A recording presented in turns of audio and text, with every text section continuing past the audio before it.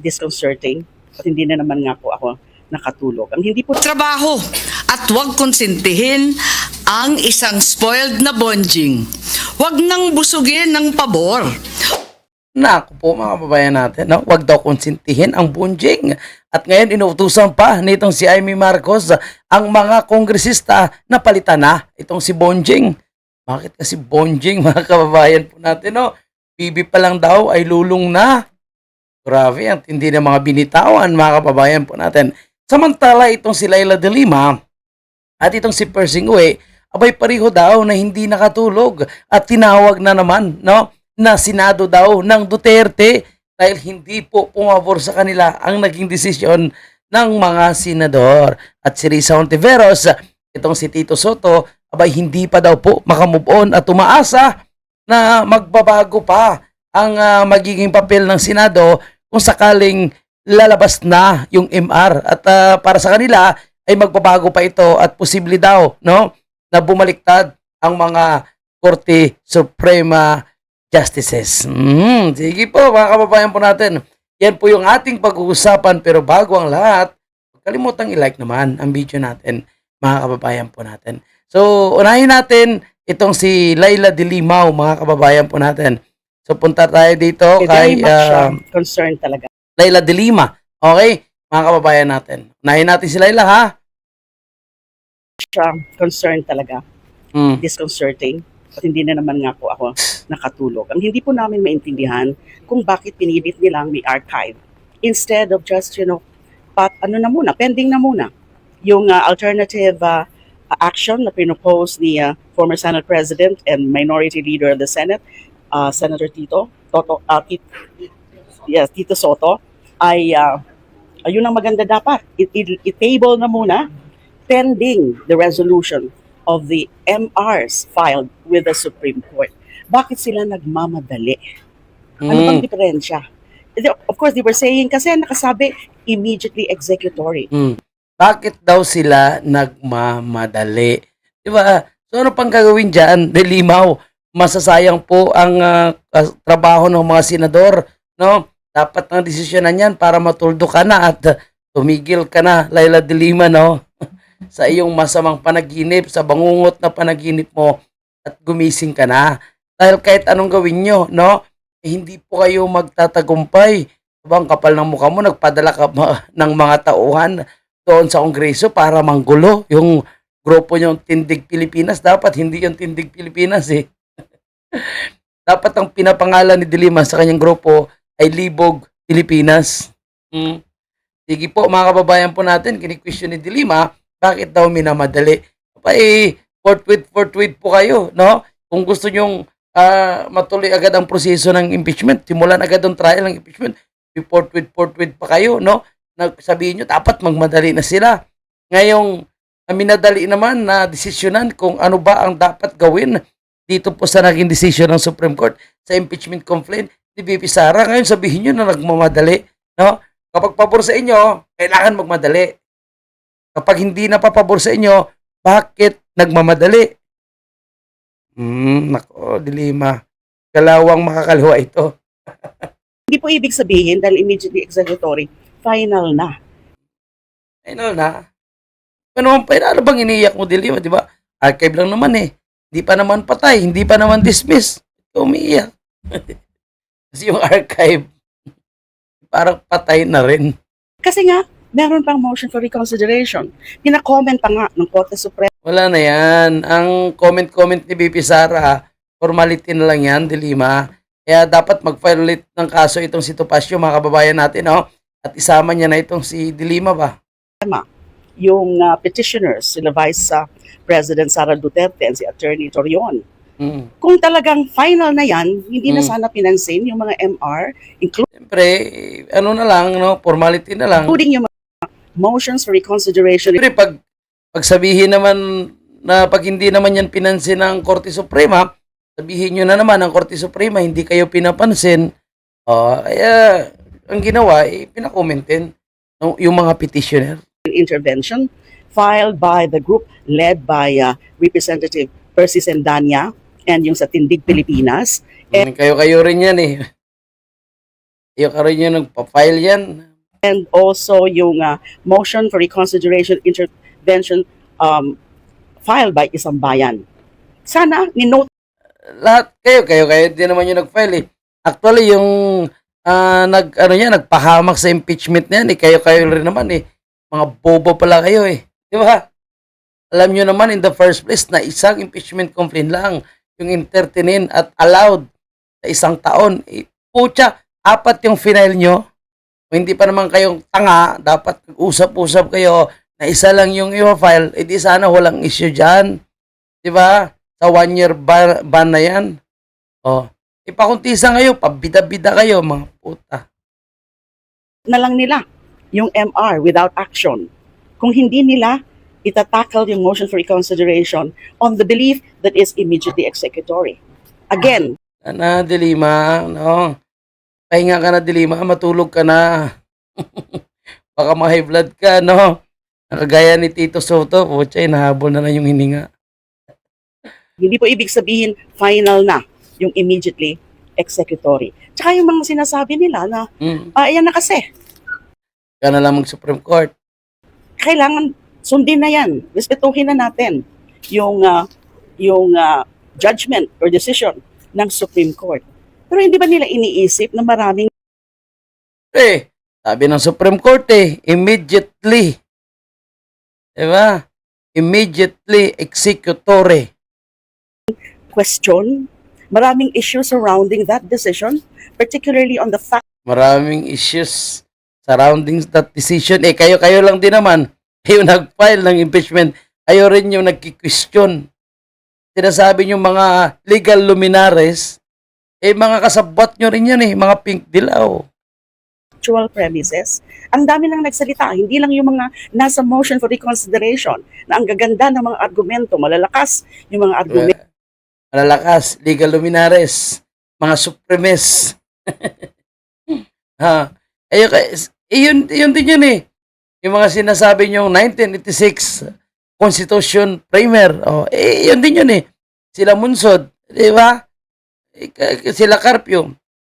Yun din yun Kasama nyo rin yun no? Aliado nyo rin yung mga pink dilaw din yun Siyempre, magkukomento ba yun? Mag-question ba yun sa Supreme Court? Nang hindi pabor sa inyo? Yung mga abogado, yung mga pare, sino ba yan sila? Tingnan mo kung ano yung mga track record nila, ano yung mga kinakampihan nila. Bias din yung mga yun Basa pa si Risa Ontiveros ng isang quote mula sa ABS-CBN. ABS-CBN, anti-Duterte yan anong maasahan natin dyan? Kayo lang yung nagki-question. Tapos gagamitin nyo na naman, na kailangan managot si BP Sara sa taong bayan. Gusto malaman ng taong bayan ang katotohanan. Kayo lang ang taong bayan na tinutukoy nyo Kasi majority ng mga Pilipino, in actual, hindi naman talaga pabor Galit na nga sa inyong pinagagawa Pero ginagamit nyo ng taong bayan. Gas-gas na masyado yan. Dilima, lumang tugtugi na yan. Kumbaga, sa panahon ngayon, hindi na po yan obra. ng Solicitor General as the counsel for the House of Representatives. Malinaw na may mga mali doon sa Mali talaga, hindi ba sa'yo Malapit ka lang pasok sa kulungan desisyon. Kaya importante na Nakakahiya.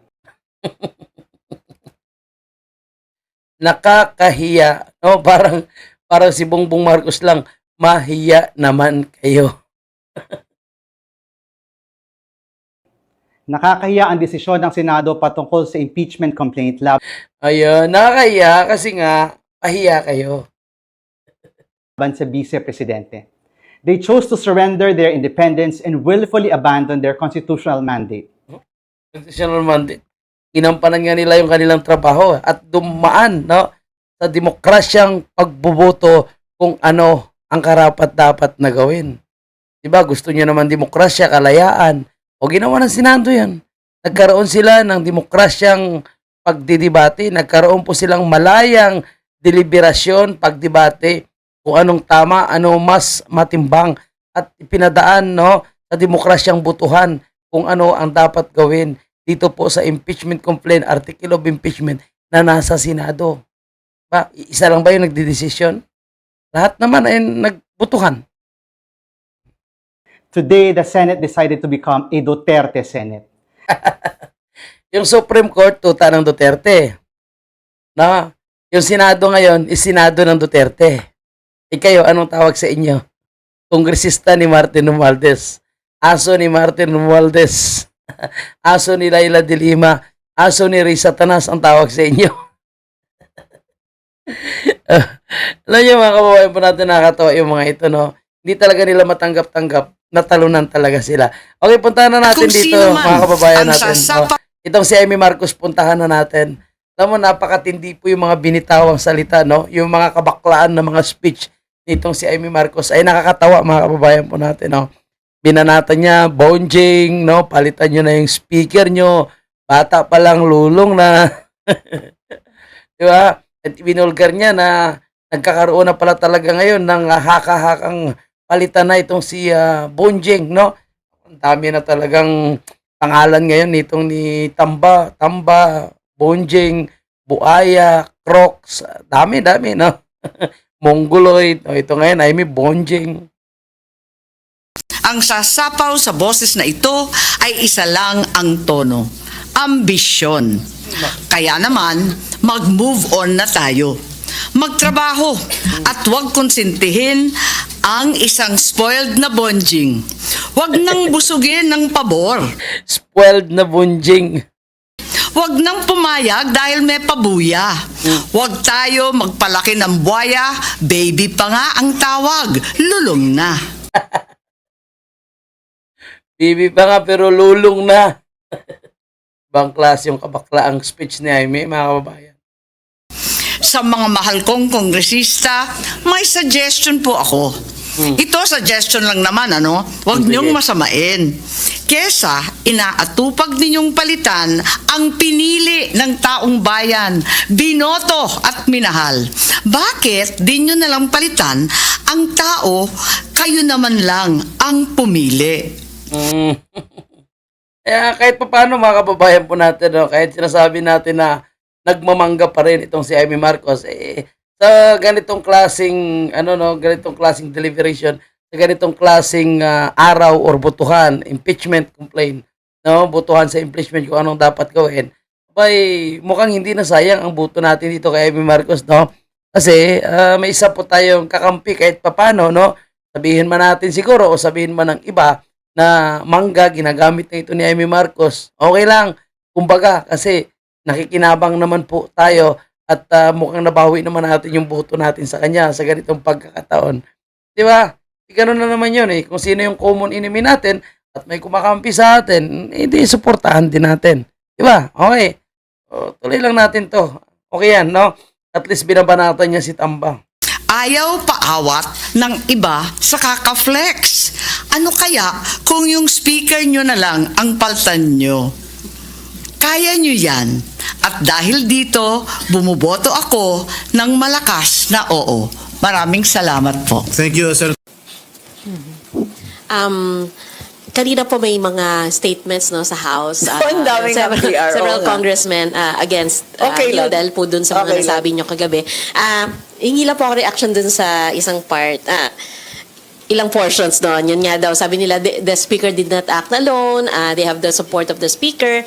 And ano daw po, walang paggalang po daw sa House of Representatives yung mga nabitawan niyang salita. Tulad ng sinabi ko, suggestion lang naman nun. Wag nilang minamasama. Hindi naman ako nakikialam. Hindi nga kami sumasagot kapag iniinsulto kami ng bonggang-bongga. Pero ano yun? Indication na gano'n nakalalim yung hidwaan sa pagitan mo at ni Speaker Martin Romualdez. Gano'n nakalalim. Wala namang personal dito. Wala Wala naman palang personalan. Kaya si Bonjing, wag dapat magalit kasi wala namang personalan. namang family feud. Kanino man. Kung si Bongbong man, si Lisa man, si Speaker, pati si Toby. Walang family feud. Ang issue talaga politika at prinsipyo na maraming naghihirap sa ating taong bayan. And yet, we may once again see the most corrupt budget in the history of the Philippines daw, sabi nung iba. Yung GAA 2025, baka maulit na naman ng 2026 dahil reenacted pa daw. Naku naman, wag naman sana. Okay. Tuloy-tuloy na naman ang bagyo sa amin. Ang lakas-lakas na naman ng ulan sa Ilocos, malamang sa Central Luzon. Ayan na naman. Bakit hindi natin tutukan yung mga bagay-bagay na yan, kundi kesa aksayahin lahat ng panahon dito? Umuulan na naman. Naku po. Flood control na naman yan. Puros politika na lang. Layo-layo pa ng 2028. Kadami-dami namang kandidato. Okay, bago tayo lumipas sa ibang issue, dahil ang daming maganda pang issue, about impeachment pa rin, Aymar. Yes po. Okay. Opo, balikan ko lang po ma'am yung nabanggit niyo po kanina na meron pong mga ugong, meron pong mga nagsasabi about yung pag gustong palitan po si Speaker. Ano po ba yung reasons na nakarating po sa inyo? Hindi ko alam. Marites ako, pero limited yung pagka-marites ko sa House. So parang hindi satisfied sa ilang mga pronouncements or policies? Well, nung nag-file sila ng motion for reconsideration, di ba? Nag-file sila. Wala naman nakapirmang congressman. Nagtatanong ako sa mga kongresista kung pwedeng humingi ng kopya para prepared kami. Ito nga, para sa Wednesday, di ba? Magbobotohan kami. Sabi ko, para prepared kami, pwede ba humingi ng kopya? Walang mga kopya. Wala Nako. raw sila nabasa. Wala naman daw pinapirma. Diba? So, kiniklaim nila na yung MR is, yun ay stand ng lahat ng mga kongresista. Tapos wala naman palang pumirma. Di ba? Sila-sila lang pala yung gumawa nun. Si Martin lang talaga. So, MR yun ni Martin Romualdez at ng kanyang mga grupo alipores, hindi po ng buong kongresista. Kaya nga sabi ni Amy Marcos, no, palitan na lang ang inyong speaker. Diba? At sinasabi niya nga po, wala naman daw silang personalan. Pero, ayon sa kanyang naririnig at nabalitaan, mukhang nag-aantay na lang daw ng announcement kung kailan palitan itong si Martin Romualdez. So ito na rin po yung naririnig natin, mga kababayan natin, kay Toby Chanco, di ba? Bago nagkabutuhan ng speakership, may mga ugong-ugong na, pero wala ngang nag-move. Walang gumalaw para palitan itong si Martin Romualdez. Kasi marami na nga po ang pumirma doon sa kanyang manifesto ng support, no? So mahigit 285 na ata yung pumirma. At yun daw po ay may pangako na naman na matatanggap sila sa kapalit ng kanilang perma basta't mananatili lang na speaker itong si Bonjing. Nako, Amy Marcos talaga, no? Bonjing, no? Ano pa yung sinabi niya doon, no? Lulong. Talaga itong si Amy Marcos. And ay padaanan natin itong mga ibang issue pa, ha? Ang kababayan natin, no? Puntahan natin ito. Basahin muna natin, ha? At siguro review lang po natin yung nangyaring butuhan po sa Senado, mga kababayan po natin, no? Sabi po ni Chis Escudero, dito po sa mga kongresista, no, na mga nagbabatigo sa kanya, the House of Representatives, I see, do not allow yourself to be used for the blind hatred and ambition of a few. To those people, I see this, the Senate is not your playground to run after your political enemies. Sabi niya nga po, no, na hindi ito playground na tatakbuhan nyo sa inyong mga kalaban sa politika. Yun ang banat pa. Siyempre, mga kababayan po natin, no, yung alipores ni Martin Romualdez, lalo na itong si Atras Abante, na obvious naman na sumisip-sip, no, at gusto siguro rin na maging kongresista balang araw. Patuloy yung pag-iingay, nagsuot pa ng portwid na damit. Sabi niya dito pa, matatalo rito, hindi ang House, kundi yung taong bayan na nag-aabang sa trial for accountability and transparency.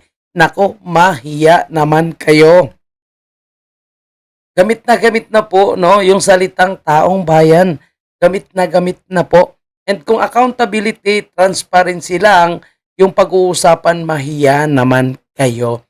Ilabas nyo muna yung usapin sa flood control. Ilabas nyo muna yung pera nyo, ang bawat pondo ng bawat kongresista kung saan ginagamit ang allocation na budget o itong congressional fund nila, kung accountability and transparency. Ilabas nyo muna, imbestigahan nyo muna lahat na flood control, lahat na confidential fund bago nyo sabihin ang matatalo rito ay ang taong bayan. Alam mo, gamit na gamit ng taong bayan, no? Ang taong bayan, gigil na sa inyo, itigil nyo na yan. Dahil obvious na talagang sinisentro nila si BP Sara. Kasi nga, hindi talaga sila manalo pagdating, no, ng 2028 election, mga kababayan po natin. Kaya kung titingnan natin ngayon, no, halos lahat ng mga alipores ni Martin Romualdez ay nagsasalita dito po sa sinabi ni Amy Marcos. Ano kaya kung yung speaker nyo na lang ang palitan nyo? Tingnan nyo. Ang bilis sumagot, no? No senator, regardless of stature or history, has the right to dictate who should lead the House. Wala daw pong pwedeng mag-dictate kung sino po yung mamuno sa House of Representatives. Actually, hindi naman kayo dinidiktahan ni Amy Marcos. Nilinaw niya nga is suggestion na naman. Oh. Tapos ito po, mga kababayan po natin, bago tayo magtapos dito sa ating video na ito tingnan nyo, yung mga nag-thumbs down doon sa Senado, no? Yun po is mga bata, tauhan ni Dilima. Miyembro kasi yon ng Tindig Pilipinas. Sabi ko nga, maling pangalan, dapat Libog Pilipinas, no? At Akbayan, nandun pa yung Sambayan na nata. Basta iba't ibang grupo yun. Sila din po yung nag-rally sa labas. So nagsimula ang session sa Senado, no, nagkaroon ng presentation at debate sa pagitan nila Risa Ontiveros, na bobo rin naman, Tito Soto, na piling magaling, pero wala rin namang binatbat dahil puro opinion na kanyang pinagsasabi. Abay, nag-thumbs down sila dahil alam nila talo na sila eh. Wala talagang papabor, no, na ipagpapatuloy pa itong impeachment trial. Nag-thumbs down sila, no? At yun po ay isang pambabastos, no, sa bulwagan ng Senado doon po sa nangyayaring diskusyon sa impeachment. Yun po ay malaking pambabastos. At saan galing yun? Sa kampo ni Laila de Lima. Ngayon, ang lakas ng loob, mga kababayan po natin, na gamitin ng taong bayan. Ang lakas ng loob, gumamit ng word na respetuhin, accountability, transparency, pero galing sa kanila yung walang transparency, accountability, at mismo hindi marunong magrespeto. No, simpleng patakaran lang sa Senado, respetuhin mo ang Senado, lalo na itong bulwagan na ito kung saan ginaganap ang debate sa napaka-importanting issue, itong impeachment complaint kay Vice President Sara. Ang ginawa nila ng bastos dahil hindi na pagbigyan, hindi pumabor sa kanila ang desisyon ng Senado. Nako, mawalang hiya talaga. Ngayon nagrarally na naman sila. Ay nako. Anyway, mga kababayan po natin, yan po yung ating update. Ano na naman kaya ang sagot nitong si Bonjing at ilang alipores pa ni Bonjing, mga kababayan po natin. Siguro yan naman yung ating update mamaya sa sagot ng mga alipores ni Bonjing dito po sa tirada nitong si Amy Marcos. So, bukas po yung ating comment section para sa inyong komento at opinion, mga kababayan. Maraming salamat.